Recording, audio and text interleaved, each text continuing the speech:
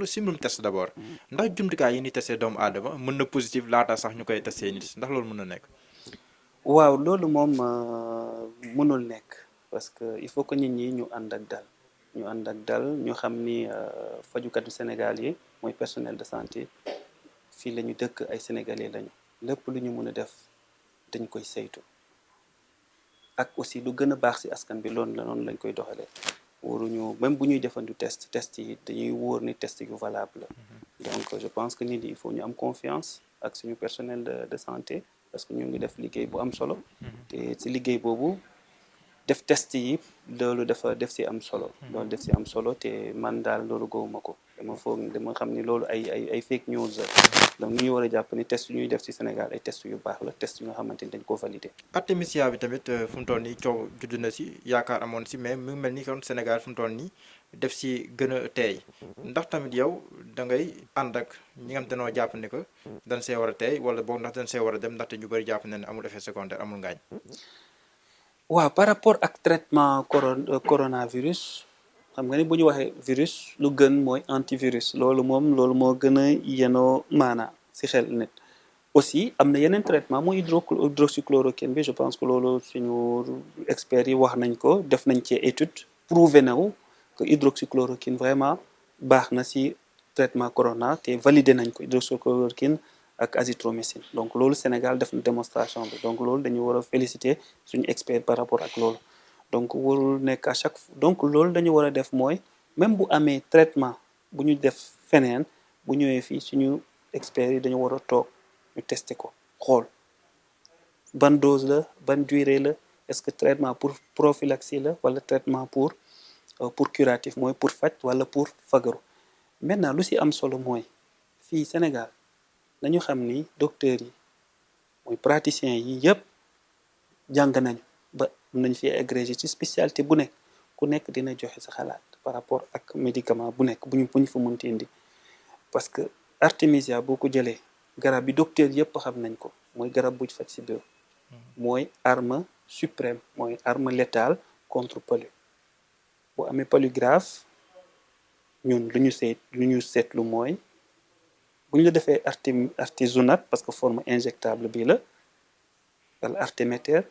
malade bi même bu nekkoon ci coma lu ci ëpp le lendemain day vraiment day tane te sax léeg-léeg boo da ngay gis ni sax densité parasitaire day wàcc donc ça veut dire garab bu efficace la contre palu mën nañ ko utiliser sous forme suppo mën nañ ko utiliser sous forme injectable donc loolu dafa am solo ci palu parce que xam nga ci biiru day reyaati ay milliers d'enfants ou des millions d'enfants à travers le monde maintenant deuxième chose palu bi la waaw loolu pour palu bi la mais boo xoolee artémisine mën nañ ko utiliser yeneen aussi pour ay bilharziose wala yeneen kii mais indication majeure moom mooy palu te docteur yëpp xam nañ ko ci forme orale li ñu koy utiliser loolu dañ ko utiliser comme ACT mooy combinaison à base de l'artémisine mais duñ ko utiliser moom kese déedéet dañ koy boole ak beneen garab. mais am na ñu naan li tax OMS dogguma la nga baal ma li tax OMS ba léegi nii mënta ànd ak artémisia si ni koy jëfandikoo danoo jàpp ne ko benn garab dong la te da nga ko war a boole ak beneen. waaw dem ci loolu laa nekk donc bu moytu dinaa fa yegg mooy wax naa la forme injectable bi mën nañ ko utiliser monothérapie. ci loolu la ñu gis def nañ ci étude ci Albert waaye ci hôpitaux yëpp docteurs yëpp xam nañ depuis bu mu amee buñ ko utiliser artémisinine bi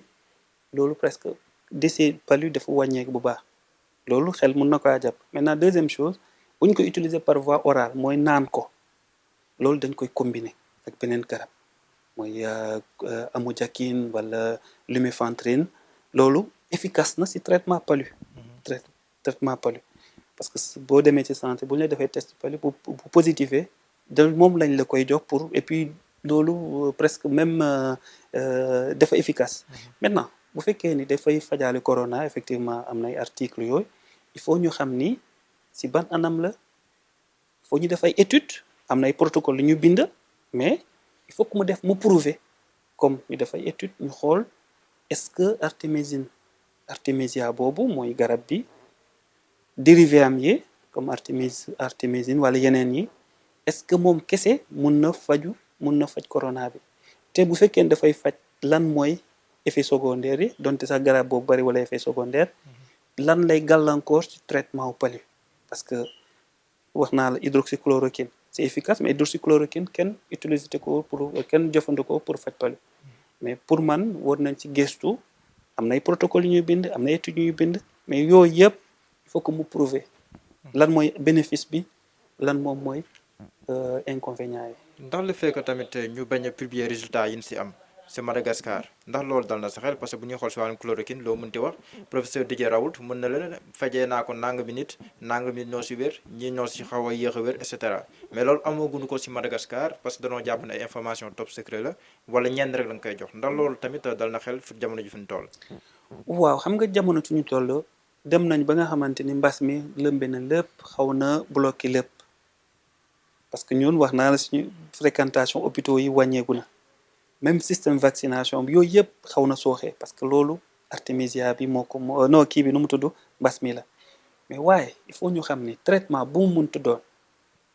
balaa ñu koy utiliser il faut ñu tester ko mu prouver en tout cas ñun médecins ay scientifique lañu. ndax mënuñu tamit doyloo rek li ñu Madagascar wax jox na ko non xam nga lu am solo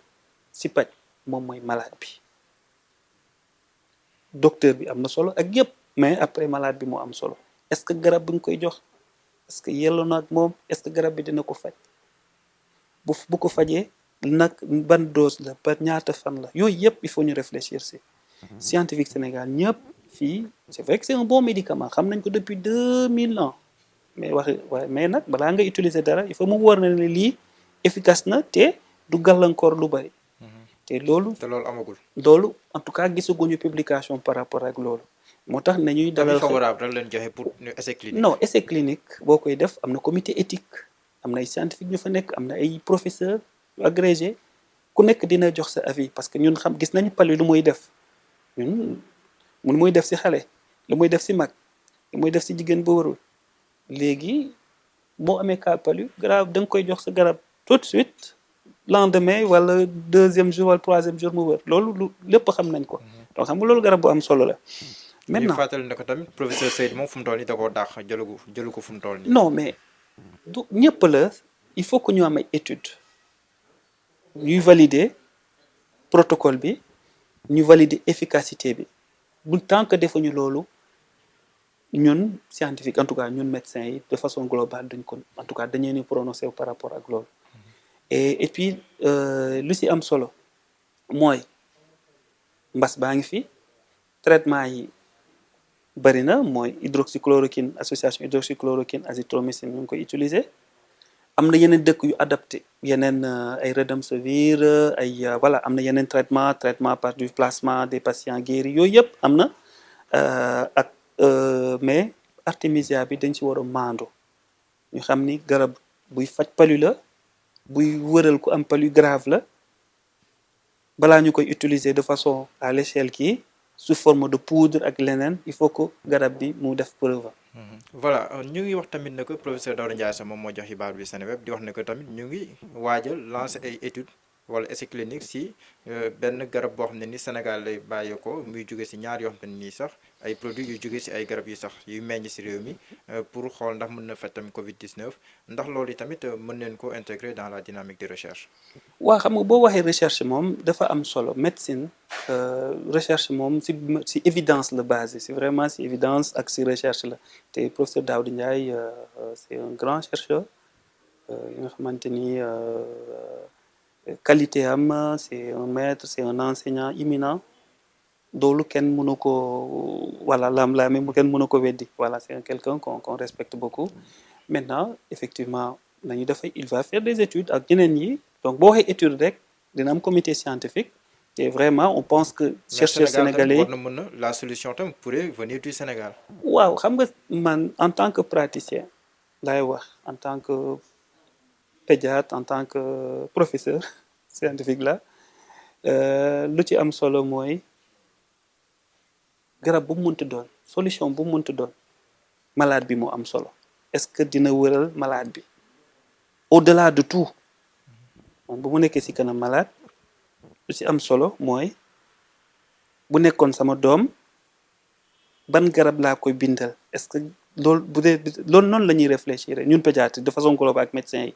est-ce que bu nekkoon sa doom wala bu nekkoon sa waajur moo feebaroon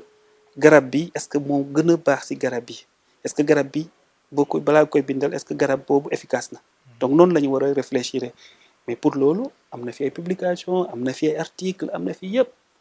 donc débat scientifique man duma ci dugg mais bu ñëwee ba yegg foofu bu ñu génnee un traitement sénégalais tant mieux même bu amee un traitement chinois ou un traitement ailleurs qui marche nañ ko adapté comme hydroxychloroquine bi. docteur fu mu toll itam bëri na ay rumeurs yéen tam ngeen gënduñu ci bëri na ay rumeurs yi wax ne que vaccin yi dafa am leneen lu ci laxasu dafa am yeneen lobby yu nekk ci ginnaaw pour vacciner nit ñi ñu ci am yeneen mbir yoo. non xam nga vaccination def na preuve am boo gisee mortalité infanto-juvénile néew na ci Sénégal néew na wàcc na bu baax. loolu lan moo ko indi waaw loolu lan moo ko indi mooy vaccination donc vaccination pilier essentiel la donc nit ñi il faut ñuy respecter seen calendrier vaccinal benn du vaccination bi kese la xale bu demee ñàkku lan lañ koy jox dañ ko jox vitamine A te vitamine A xam nañu loolu dafay wàññi ay infection yu bari ci xale dañ ko jox nu mu tudd dañ ko peser ñu xool est-ce que xale bi xiiboon na wala xiiboonul bu fekkee dafa xiiboon ñu jox ay conseil nutritionnel ñu wax defal lii ak lii ak lii ak aussi mooy zinc utilisation zinc bu ñuy def noonu te zinc xam nañu aussi loolu dafay wàññi risque infection ak risque de décès donc nit ñi il faut que ñuy déglu spécialistes yi ñuy déglu